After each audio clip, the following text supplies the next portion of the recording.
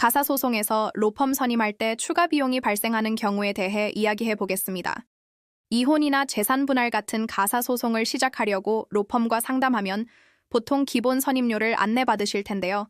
막상 진행하다 보면 생각지도 못했던 추가 비용이 나올 때가 있습니다. 왜 그럴까요?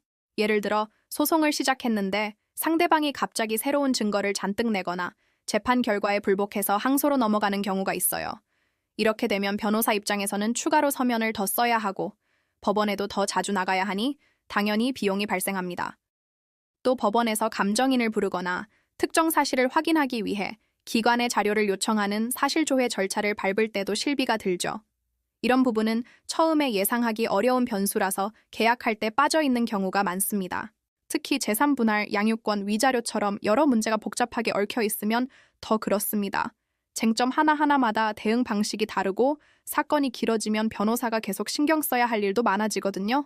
그래서 저희 법률사무소 아시는 처음 상담할 때부터 이런 변동 가능성을 미리 짚어드립니다. 어떤 상황에서 추가 비용이 나올 수 있는지, 그 범위는 어느 정도인지 계약서에 명확하게 쓰는 걸 원칙으로 하죠. 가사소송은 단순히 한 번 이기고 끝나는 싸움이 아닙니다. 이혼 후에도 양육비나 면접교섭처럼 계속 얼굴을 봐야 하는 관계가 남는 경우가 많잖아요. 그래서 당장 감정적으로 맞서 싸우기보다 앞으로 생길 수 있는 분쟁까지 미리 막는 방향으로 사건을 설계하는 게 정말 중요합니다. 병원에 가서 아픈 곳만 말한다고 바로 치료가 안 되는 것처럼 법률 문제도 언제, 어떤 일이 있었는지, 증거는 무엇인지 하나씩 짚어봐야 제대로 된 해결책이 나옵니다. 무조건 사건을 맞는 게 아니라 의뢰인 입장에서 가장 유리한 길이 무엇인지 함께 고민하고 판단을 돕는 것이 저희의 일이라고 생각합니다.